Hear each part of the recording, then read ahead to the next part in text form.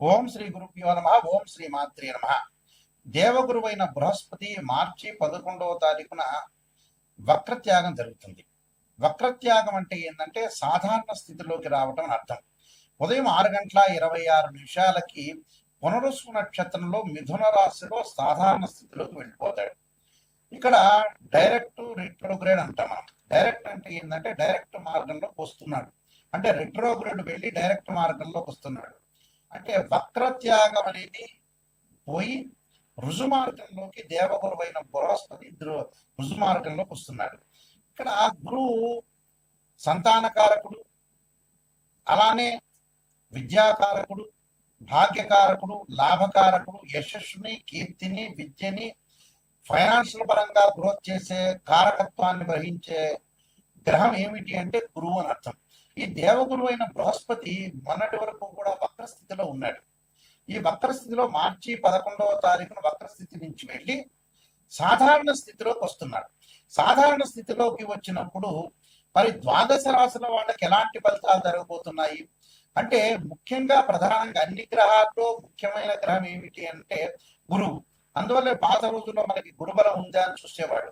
అంటే వివాహానికి కానీ అలా సంతానానికి కానీ ద్వితీయ భావకారకుడైన, అంటే ద్వితీయ భావకారకుడు, పంచమ భావకారకుడు, అలానే భాగ్య భావకారకుడు, లాభభావకారకుడైన గురువు ఏ విధంగా ఉండబోతున్నాడు అంటే ఆర్థిక స్థితిగతులు మెరుగుపరచబోతున్నారా, సంతానం కలగబోతుందా, వివాహం కలుగుతుందా, కుటుంబ పరంగా చిక్కులు అనేవి ఎలా ఉండబోతున్నాయి, చిక్కులు ఉంటాయా, విడిపోతాయా, ఇవన్నీ కూడా దేవగురు అయిన బృహస్పతి ద్వారానే మనకు తెలుస్తుంది. ఇవన్నీ కూడా గోచారరీత్యా ఫలితాలని చెప్పబోతున్నాం.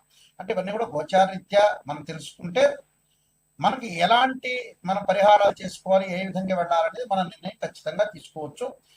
ముఖ్యంగా ద్వాదశ రాశుల వాళ్ళందరికీ కూడా గురువు ఎలాంటి ఫలితాన్ని ఇవ్వబోతున్నాడో మనం ఒకసారి తెలుసుకుందాం. మేషరాశి వారికి గురువు యొక్క ప్రభావం ఏ విధంగా ఉండబోతుంది. మేషరాశి వాళ్ళకి వ్యయాధిపతి, దశమాధిపతి అయిన గురువు తృతీయ స్థానంలో ఉండటం వల్ల సోదరుల మధ్యలో విభేద భేదాలు రాకుండా ఆస్తి సంబంధించిన విషయాల్లో కొంత పంపకాల విషయంలో కూడా కొంత జాగ్రత్తగా ఉండాలి. అంటే ఏదైతే ఆస్తులు కానీ పిత్రార్జిత విషయంలో కానీ ఫైనాన్షియల్ పరంగా ఉండే గ్రోత్ విషయంలో కొంత జాగ్రత్తగా ఉండాలి. అంటే ఆర్థిక సంబంధమైన విషయాలు ఎవరి వల్ల కూడా మోసపోకుండా కొద్దిగా జాగ్రత్తగా ఉండటం ఇంపార్టెంట్. అలానే వివాహ శుభ కార్యక్రమాల్లో పాల్గొనే అవకాశాలు ఉండటం, విదేశాలకు వెళ్ళే అవకాశాలు కూడా బాగా ఎక్కువ ఉంటాయి. అంటే గురువు ఇక్కడ మిశ్రమైన ఫలితాన్ని అందిస్తున్నాడు. మిశ్రమైన ఫలితం అంటే తృతీయ స్థానంలో ఎప్పుడు కూడా మిశ్రమంగానే ఉంటుంది అని అర్థం. కాబట్టి సోదరులతో కానీ అక్కచెల్లెళ్లతో కానీ అనుబంధ బాంధవ్యం పెంచుకోండి. బంధుమిత్రులతో విరోధ భావాలు కలగకుండా చూసుకోవటం చాలా మంచిది. డబ్బు వచ్చింది కదా అని ఖర్చు చేయొద్దండి. డబ్బు విషయంలో కొంత పొదుపు పాటించడం చాలా మంచిది. ఎందుకంటే పొదుపు పాటిస్తేనే మీకు మంచి జరిగే అవకాశాలు ఎక్కువగా ఉంటాయి. కాబట్టి ఎంతవరకు మనకి డబ్బులు వస్తున్నాయి, ఎంత మనం ఖర్చు చేస్తున్నాము, ఏ విధంగా ఉండబోతున్నాం అనేది చూసుకోండి. ఎందుకంటే ఇదే మిథున రాశిలో ఇక్కడ గురువు జూన్ 1వ తారీఖు వరకు కూడా ఉంటాడు. ఈ జూన్ 1వ తారీఖు వరకు ఉన్న గురుగ్రహం వల్ల కొన్ని మిశ్రమైన ఫలితాలు వచ్చే అవకాశాలు ఖచ్చితంగా ఉంటాయి. ఎలాంటి మిశ్రమాలంటే కొద్దిగా ఆస్తిపాస్తుల విషయంలో కొన్ని గొడవలు రాకుండా చూసుకోవాలి. అన్నదమ్ముల మధ్యలో గొడవలు రాకుండా చూసుకోవాలి. ప్రతి పనిలో కూడా కొంత విజయం సాధించాలి. అనారోగ్య పరంగా హాస్పిటలైజేషన్ కూడా కొంత ఖర్చు అయ్యే అవకాశాలు ఎక్కువ ఉంటాయి. అంటే హాస్పిటల్ వరకు కూడా కొంత ఖర్చు కాకుండా చూసుకోవడం చాలా మంచిది. నేను కొన్ని పరిహారాలు అనేవి చెప్పబోతున్నాను. ఆ పరిహారాలు మీరు పాటించడం. ఆ పరిహారాల్లో ప్రధానంగా గురువు యొక్క పరిహారాన్ని చెప్పబోతుంటే బృహస్పతి జపం చేసుకోవాలి. అలానే యక్షాయ కుబేరాయ వైశ్రవణాయ ధనధాన్యాధిపతి ధనం ధాన్యం సమృద్ధిమే దేహిమే దాపైస్వ అనే మంత్రాన్ని చక్కగా చదువుకోండి. అలానే గురు హోరలో శనగలు దానం చేయటం వల్ల కూడా మీకు మంచి జరిగే అవకాశాలు ఖచ్చితంగా ఉంటాయి. ఈ గురువు వల్ల ఈ గోచారీత్యా మనకి గురుగ్రహం అనేది సంవత్సర కాలం పాటు ఉంటుంది. ఒక రాశి నుంచి మరో రాశికి మారుతుంది. గురువు అనుకూలంగా ఉండటమే ప్రధానమైన విషయం. ఏమిటంటే అన్ని గ్రహాల్లో ప్రాధాన్యత సంతరించుకున్న గ్రహం ఏంటంటే గురువు. గురువు కుటుంబకారకుడు, సంతానకారకుడు, భాగ్యకారకుడు, లాభకారకుడైన గురువు అనుకూలంగా ఉంటే కీర్తి ప్రతిష్టలు, ధన వృద్ధి కలగటం, అలానే ధన వృద్ధితో పాటు లాభాలు, ఫైనాన్షియల్ పరంగా ఇన్కమ్ కలగటం, సంతానం కలగటం, సంతానం సంపద ప్రదం అన్నారు. సంతానం కలిగేది గురువు ద్వారానే. కుటుంబ పరంగా ఇబ్బందులు లేకుండా ఉండటం, కుటుంబ పరంగా అన్ని కూడా అనుకూలంగా ఉండాలంటే గురువు అనుకూలంగా ఉండాలని అర్థం. ఇప్పుడు చెప్పిన ఫలితాలన్నీ కూడా గోచార రీత్యా చెప్పబడే ఫలితాలు అంటారు. అంటే what is the difference between transit system and birth chart? Transit system అంటే ఏంటంటే గ్రహాల యొక్క మూమెంట్స్. అంటే ప్రతి నెలలో కూడా మనం రాశి ఫలితాలు చెప్పుకున్నట్టనే గ్రహాలన్నీ కూడా మారుతూ ఉంటాయి. ఈ గ్రహాలన్నీ మారుతున్నప్పుడు ఈ నెలలో ఏ విధంగా జరగబోతుంది అనేది గోచారం.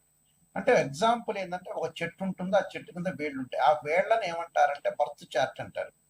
ఆ వేళ్ల పైన కాండం వచ్చి కొన్ని కొమ్మలు వచ్చి కొమ్మలకి ఆకులు రావడానికి గోచారం అంటారు. ఎందుకంటే ఆ ఆకులు ఎప్పుడైనా సరే ఒక చెట్టుకి మనకు రైన్ సీజన్లో ఆకులు వస్తాయి, అలానే మనకు వచ్చేటప్పటికల్లా వింటర్ సీజన్లో అలానే ఉంటాయి, సమ్మర్ సీజన్లో కింద రాలిపోతుంటాయి. అంటే మళ్ళీ కొత్త ఆకులు పుట్టుకునే వచ్చే అవకాశం ఉంటుంది. అదే గోచారం అంటారు. బర్త్ చార్ట్ ఏంటంటే పర్మనెంట్, అదే this is the natal chart అంటారు. అంటే ఒక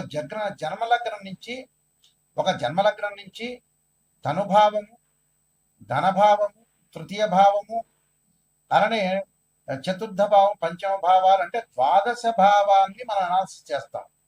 ఉదాహరణకి తనుభావానికి రవేధిపతి, ద్వితీయ భావానికి గురువు, అలానే తృతీయ భావానికి కుజుడు, చతుర్థ భావానికి చంద్రుడు, పంచమ భావానికి గురువు, అలానే షష్టమ భావానికి కుజుడు, సప్తమ భావానికి వచ్చేటప్పటికల్లా శుక్రుడు, అష్టమ భావానికి శని. ఇలా మనం లెక్క వేసుకుంటాం. లెక్క వేసుకున్నప్పుడు గురువు ద్వితీయ భావానికి కారకుడవుతాడు, అలానే పంచమ భావ కారకుడు అవుతాడు, లాభభావ కారకుడు కూడా, భాగ్యానికి సంబంధించిన భావకారకుడు కూడా గురువే. అంటే అన్ని గ్రహాల్లో అతి ప్రాధాన్యం కలిగిన గ్రహం ఏమిటి అని అంటే గురువే. ఈ గురువు ఎలా ఉన్నాడు జాతకరీత్యా మనం తప్పకుండా చూసుకోవాలి. గురువు యొక్క రిజల్ట్స్ ఎలా ఉండబోతుందో చూసుకోవాలి. ప్రధానంగా గురువు కొన్ని నక్షత్రాల్లో ఉండబోతుంది. అవేమిటి? అశ్విని, మఖ, మూల, ఆరుద్ర, స్వాతి, శతభిషము, దానితో పాటు పుష్యమి, అనురాధ, ఉత్తరాభాద్ర నక్షత్రంలో ఉండకూడదు. జన్మలగ్నం నుంచి 6, 8, 12 స్థానాల్లో గురువు ఉండకూడదు. గురువు రాహుతో గాని, కేతువుతో గాని, శనితో గాని కలిసి ఉండకూడదు. నేను చెప్పే నక్షత్రాల్లో కూడా ఉండకపోవటం అనేది చాలా మంచిది. అయితే ఇవన్నీ కూడా ఏమిటంటే బర్త్ చార్ట్ని అనుసరించేవి. గోచార రీత్యా 2, 5, 7, 9, 11 స్థానాల్లో గురువు ఉంటే మంచివాడు గోచార పరంగా. బర్త్ చార్ట్కి సంబంధించిన కండిషన్స్ వేరు, అలానే గోచారానికి సంబంధించిన కండిషన్స్ వేరు. గోచార పరంగా మటుకు 2, 5, 7, 9, 11 స్థానాలు గురువు ఉంటే మంచివాడు, మిగతా స్థానాల్లో ఉంటే మిశ్రమైన ఫలితాలు ఉంటాయి. బర్త్ చార్ట్ను అనుసరించి మటుకు వేరే విధంగా ఉంటుంది. కాబట్టి ఇక్కడ గురువు ఎలా ఉంటున్నాడు అంటే బర్త్ చార్ట్లో ఒక రకంగాను, గోచార రకంగాను వేరే రకంగా ఉంటుంది. అయితే ఇది కన్ఫ్యూజ్ పడకుండా ఏ స్థానాల్లో ఉన్నారు, ఏ విధంగా ఉండబోతున్నారు, మనకి ఎలాంటి ఫలితాలు వస్తాయి అనేది ఆలోచించేయండి. అంటే ఇక్కడ కన్ఫ్యూజ్ ఏమీ లేదు. బర్త్ చార్ట్లో ఒక రకంగా నియమాలు ఉంటాయి, గోచార రీత్యా వేరే రకంగా నియమాలు ఉంటాయి. ఇప్పుడు మనం గోచారం ప్రకారంగా చెప్పుకుంటున్నాం కాబట్టి 2, 5, 7, 9, 11 స్థానాల్లో ఉంటే గురువు మంచివాడు, మిగతా స్థానాల్లో ఉంటే మంచివాడు కాదు అని అర్థం. ఇలాంటివన్నీ కూడా ఎప్పుడు కూడా జాతకాన్ని చెప్పించుకునేటప్పుడు నెగిటివ్ అనేది చెప్పించుకోవాలి. నెగిటివ్ పాజిటివ్ రెండుగా చూసుకోవాలి. నెగిటివ్ ఏదైనా ఉంటే దాన్ని పాజిటివ్గా చేసుకోవాలి. అంతా పాజిటివ్ అనేది ఆలోచన చేయొద్దండి. ఇప్పుడు ఎందుకంటే ఒక ఆస్ట్రాలజర్ని అప్రోచ్ అయ్యేటప్పుడు నెగిటివ్ పాజిటివ్ రెండు ఉంటాయి. గురువు గారు పాజిటివ్ని చెప్పాలని ఆలోచన చేయొద్దండి. నెగిటివ్లో వచ్చి మనం పాజిటివ్ జరిగే అవకాశాలు ఖచ్చితంగా ఉంటాయి. కాబట్టి భయభ్రాంతులు చెందాల్సిన పని ఏం లేదు. నేను నెంబర్ ఆఫ్ ఆస్ట్రాలజీ బుక్స్ రాశాను. కాలసర్పయోగము, కాలసర్పయోగ చంద్రిక, రాహుకేతులు, ఛాయాగ్రహాలు, పుత్రగణపతి వ్రతము, స్వప్నశాస్త్ర ఫలదీపిక, అలానే బృహత్ పరిహార సింధు, దాంతోపాటు సర్వదేవతా గోత్రులు ప్రవర్లు పార్ట్ 1, పార్ట్ 2 ఒకటి, అలానే మీకు నవగ్రహాలకి పారాయణం చేసుకునే స్తోత్రాలు, దశమహావిద్యలకు సంబంధించిన అమ్మవారి యొక్క పారాయణం చేసుకోవటం, అలానే బృహత్ పరిహార సింధు, ప్రొడక్షన్ ఆఫ్ ఆస్ట్రాలజీ అనే నెంబర్ ఆఫ్ ఆస్ట్రాలజీ బుక్స్ రాశాను. మీరు www.nayakanti.com చూడండి, www.nayakanti.in చూడండి. ఈ బుక్స్ అన్ని కూడా రాజమండ్రి వారి యొక్క మోహన్ పబ్లికేషన్ వారికి దగ్గర దొరుకుతాయి, రాజమండ్రి వాళ్ళ దగ్గర. అలానే నా దగ్గర కూడా ఈ బుక్స్ అనేవి దొరుకుతాయి. తప్పకుండా నిజాన్ని తెలుసుకోవడానికి మాత్రమే నాకు ఫోన్ చేయండి. ఎప్పుడు కూడా మన లైఫ్ని ఎప్పుడు కూడా మనం మోసం చేసుకోకూడదు. మనం మోసం చేసుకున్న వ్యక్తులం అవుతాం. కాబట్టి తప్పకుండా మీరు చాలా జాగ్రత్తగా ఆలోచన చేసి గురువు ఎలా ఉన్నాడు, గురువు బలం ఎలా ఉండబోతుంది, ఏ విధంగా ఉండబోతుంది అనేది మీరు ఖచ్చితంగా తెలుసుకోండి.